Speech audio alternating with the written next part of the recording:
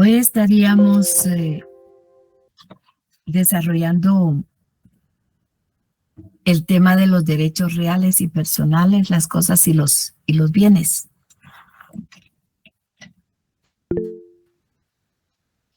David, adelante.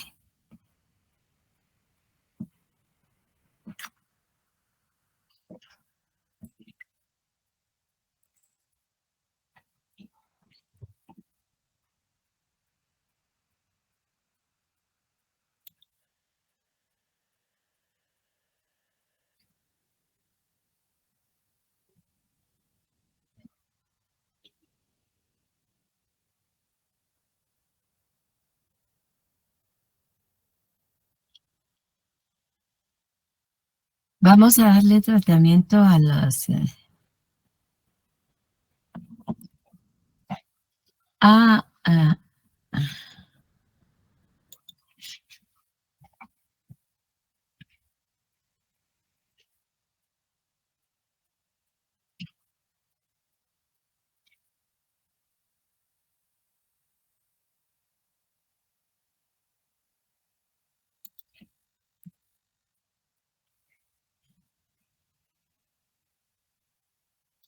bueno, les decía que los romanos crearon los derechos reales y los derechos personales, que son de muchísima utilidad eh,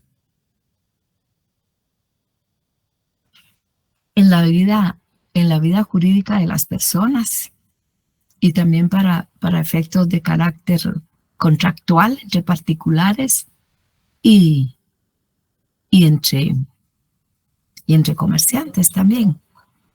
Y ellos establecieron los derechos reales, que lo definieron como el poder inmediato y directo que la persona ejerce sobre un bien para satisfacer sus necesidades. Y se recuerdan que cuando vimos las acciones, vimos que habían acciones in rem, que eran acciones eh, que perseguían un bien, que estaban relacionadas con la reclamación de un bien relacionado con la titularidad o derecho de propiedad y derechos afines a la propiedad.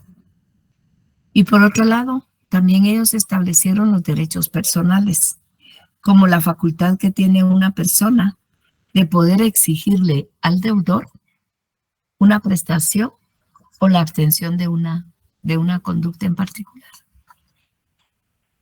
De ahí que también vimos en el momento de las acciones que habían acciones impersonales, que eran las que sirvieron a los romanos para poder exigir obligaciones nacidas de relaciones contractuales.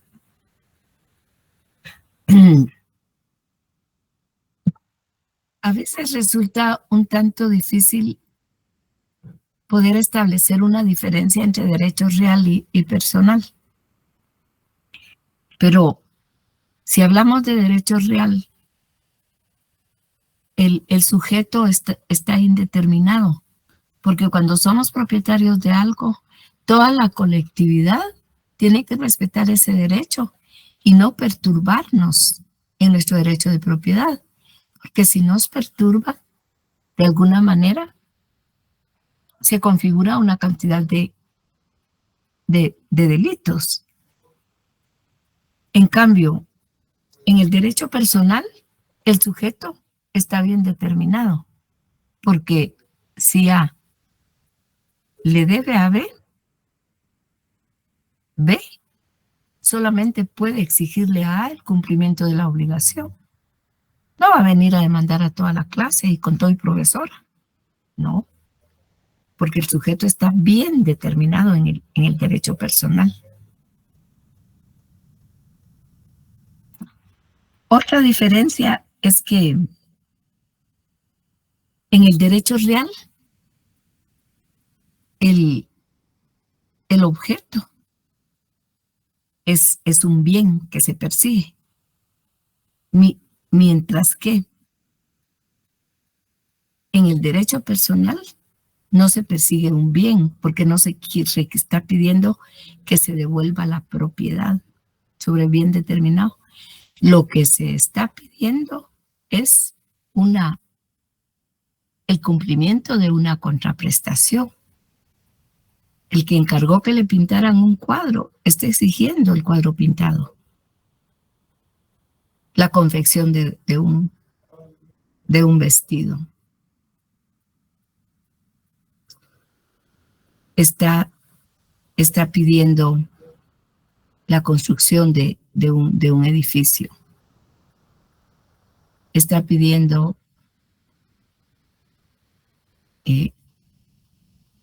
la elaboración de una escultura, por ejemplo. Esa es la prestación. Si lo que se le debe es dinero, lo que está pidiendo es que se le devuelva el dinero. La contraprestación es lo que se pide en el derecho personal. Por otro lado, en los derechos reales, el número de derechos reales es limitado y por eso decimos que los derechos reales obedecen a un numerus clausus. Eso significa número cerrado, clausus, está clausurado, están limitados, solamente son 7, 10 y de ese número no pasan. En el derecho romano como derechos reales estaba propiedad, posesión, copropiedad, uso, usufructo, habitación, censo enfitéutico, derecho de servidumbre. En el derecho actual, los mismos, menos derecho de superficie y censo enfitéutico, que pasó a ser una relación de carácter contractual. Están limitadísimos los derechos reales. Los derechos personales no.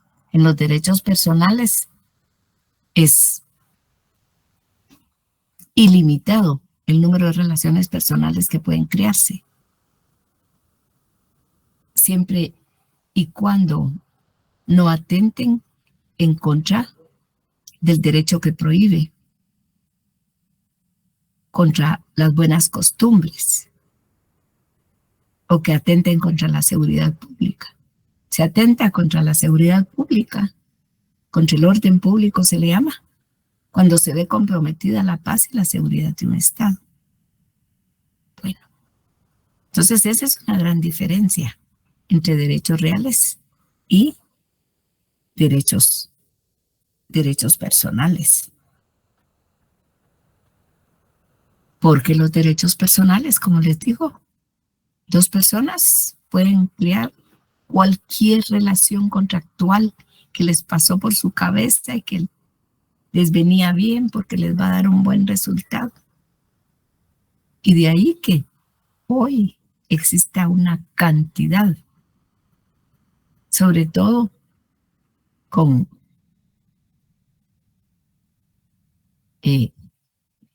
la cibernética y el mundo de la comunicación actual. Hay tantísimas relaciones nuevas que se han producido, pero sigue siendo derecho personal. Y lo que se exige ahí es el cumplimiento de una contraprestación. Luego tenemos el tema de las cosas y los bienes. Cosas es todo lo que está en el mundo exterior. Todo se le llama una cosa. Jurídicamente, en nuestro lenguaje, decimos cosas y los códigos dicen cosas, pero porque se están refiriendo a las cosas jurídicas, que es sinónimo de bien. Entonces, establezcamos ahora también la diferencia entre cosas y bienes. Las cosas es todo lo que está en el mundo exterior, pero los bienes son aquellas cosas que son susceptibles de apropiárselas y que tienen una estimación pecuniaria. Eso significa que se les puede poner un precio. Y hay un juego de palabras que dice que todos los bienes son cosas. No todas las cosas son bienes, porque algunas no pueden reducirse a propiedad particular y no tienen una estimación en dinero. El sol, el, el aire, son cosas. Nunca podrían ser bienes.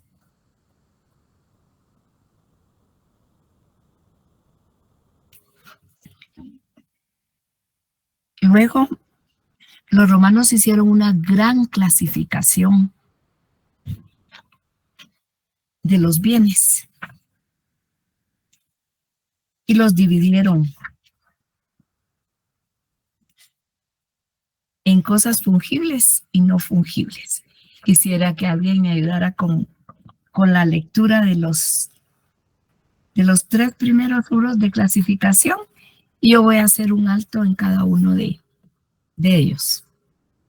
Alguien que estamos, a ver, en página 164.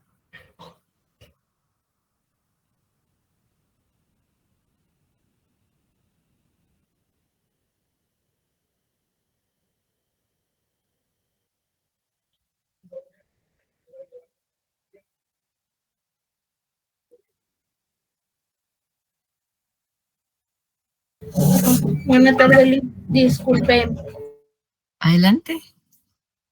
No sé si sería el párrafo que dice las cosas fungibles son las que pueden ser sustituidas. Sí, por favor. Ok, las cosas fungibles son las que pueden ser sustituidas por otras del mismo género, calidad y cantidad. Ejemplo, el dinero. Las cosas no fungibles son aquellas que se identifican por su individualidad y calidad, de manera tal que no pueden ser sustituidas por otras. Ejemplo, las joyas, el dinero antiguo o las obras de arte. ¿Queda alguna duda respecto de qué son las cosas fungibles y las no fungibles?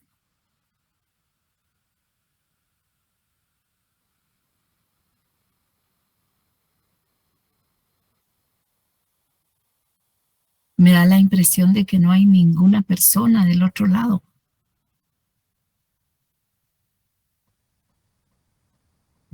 No, bueno, para mí quedó claro. En el caso de las fungibles son aquellas que pueden cambiarse y las no fungibles son aquellas que no pueden cambiarse, ¿verdad? Claro. Sí, hay cosas que son iguales y si se rompe una silla, ustedes pueden ir a comprar otra igual y llevarla y sustituirla. Pero, por ejemplo, una obra de arte, pues es única.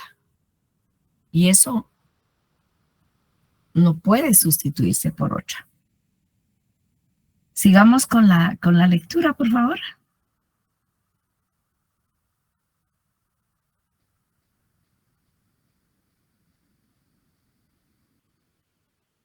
Sería la moneda de Roma. No, seguimos con la lectura. Sí, no, cosas consumibles y no consumibles. Ok, gracias. Las cosas consumibles son aquellas que se pierden en su primer uso, por ejemplo, los alimentos. Las cosas no consumibles son las que no se pierden al primer uso. Pueden utilizarse repetidamente como los muebles de una casa. En ambos casos, la pérdida se considera física o jurídica. Vean ustedes cómo los romanos dijeron, hay bienes que son consumibles porque desaparecen con el primer uso, los alimentos. ¿Qué otros ejemplos pueden dar ustedes? Que piensen en bienes que se desaparecen con el primer uso.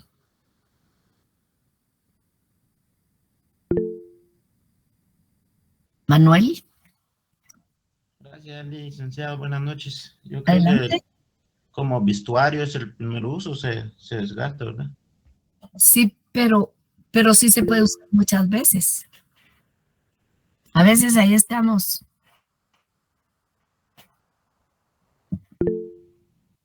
Wendy, por favor. El agua, por ejemplo. El agua. El agua, correcto. ¿Otros ejemplos, Evita? Las golosinas como helados. Todo lo que se ingiere. Todo lo que se ingiere. Freddy. Utensilios de limpieza, licenciada. Sí, todo lo que se utiliza para todos los desinfectantes, todo eso, desaparece con el primer uso. Por eso son bienes consumibles. Pamela. ¿En eso también aplica los medicamentos, licenciada? Sí, también medicamentos. También el combustible. Todo lo que es lo que sirve para combustible. También la comida, por ejemplo, se consume. Pero digamos, así como decía Manuel, la ropa, el amueblado de sala que tenemos, el de comedor, pues tarda muchos años. Más si la ropa no salió buena. La lavamos y la lavamos. Y peor si nos gustó la blusita o el pantalón. Y va, y lo mismo, aunque tengamos otras, lo mismo. Entonces son bienes no consumibles. Jessie. Buenas noches a todos. Los utensilios desechables de los médicos, licenciada. Sí, también son bienes, pero no desaparecen con el primer uso, porque esos se van a un bote de basura. Y es cierto que no pueden volver a utilizarse por razones higiénicas, pero no desaparecen. Se quedan ahí y van a formar parte de las procesadoras de basura para convertirse más tarde en abono, plástico, qué sé yo. ¿Verdad? Entonces, esos son no consumibles. Luego, seguimos con la lectura de las cosas mancipables y no mancipables. Evita, por favor. Gracias, Lick. Esta es la clasificación más antigua de las cosas que se encontraban dentro del comercio humano. Las cosas mancipables se podían transmitir por la cesión ante el magistrado o por la mancipatio o mancipación, forma solemne de derecho civil, por la que el adquiriente tomaba en sus manos las cosas a mancipar o algún objeto que la representara y afirmaba que aquella le pertenecía de acuerdo con el derecho de los adquirientes. Después tocaba la balanza con un pedazo de cobre como símbolo de precio. Entre las cosas mancipables se encontraban los fundos y las construcciones en suelo itálico, las servidumbres de los predios rústicos de paso o de acueducto, los esclavos y los animales de tiro y carga. Las cosas no mancipables son bienes de menor valor que se transmitían por la simple tradición o traditio, que requería la existencia de una causa justa de adquisición, por ejemplo, una donación, y la entrega efectiva de la cosa. Cuando la cosa era mueble, cuando se trataba de inmuebles, el adquiriente debía entrar en el inmueble y recorrerlo, aunque también aceptó la entrega simbólica de estos, como por ejemplo la entrega de llaves. La distribución entre cosas mancipables y no mancipables fue disuelta por Justiniano. Sí, sin embargo, en nuestro derecho todavía queda, porque ustedes pueden hacer la diferencia. Si se va a comprar un inmueble, tiene ciertas formalidades, escritura pública, inscripción registral. Pero si ustedes sencillamente van a ir al supermercado, van a ir a un almacén, por la simple tradición, ustedes pagan y les entregan el bien, sin ningún tipo de formalidad. Luego, si alguien más quiere ayudar con la lectura. Yo, licenciada. Por favor, adelante.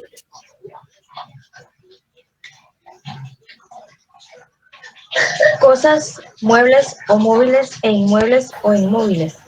Este rubro de clasificación, uno de los más importantes en relación a los bienes, vino a sustituir el anterior que fue abolido. Los inmuebles son aquellas cosas que se encuentran incorporadas permanentemente al suelo, por naturaleza como el mismo suelo o fondos y por decoración como los edificios. Las cosas muebles son cosas que pueden trasladarse de un lugar a otro, sin detrimento de su valor, y que incluye el mobiliario de una casa o finca y a los seres animales que pueden trasladarse por sí mismos de un lugar a otro, semovientes. Perdón.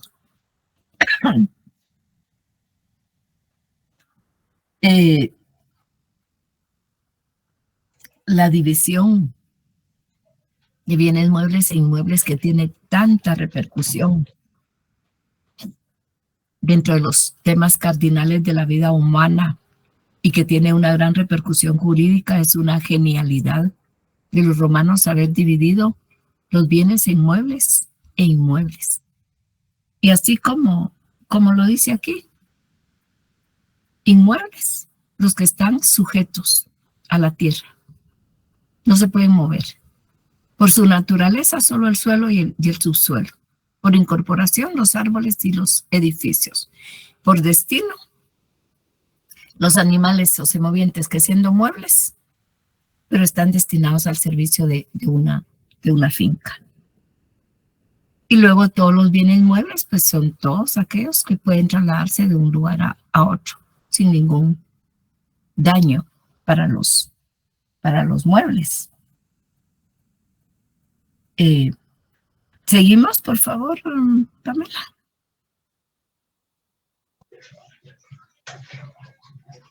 Universalidades. Las universalidades son aquellas cosas que sin perder su identidad propia pueden componer conjuntos, bien sean estos homogéneos, como un rebaño de ovejas o una colección de libros, o heterogéneos, como una herencia o el mobiliario de una vivienda o tienda. La misma ciudad es considerada universal, por estar compuesta de muchos elementos de uso común. La singulorum son las cosas que los particulares pueden hacer entrar a su patrimonio, las cuales pueden ser muebles e inmuebles, entre otras. Así es, vemos que hay bienes que son universales porque están compuestos de varios que hacen un todo, aunque tengan vida independiente, pero juntos. Solamente juntas las ovejas hacen un rebaño, solamente juntos los libros hacen una biblioteca. Y los singulares, que son cada bien particular que entra al patrimonio de una persona. Seguimos con los accesorios e instrumentos y principales, por favor, Pamela. Los instrumentum o cosas accesorias son cosas muebles que forman parte de otra, formando un todo. Por ejemplo, las llaves son accesorias de la cerradura. En ese sentido se llaman pertenencias instrumentum fundi a las cosas accesorias que siendo muebles se destinan a un inmueble, ya que aunque son separables pueden dárseles un tratamiento unitario. Las principales son independientes y no necesitan de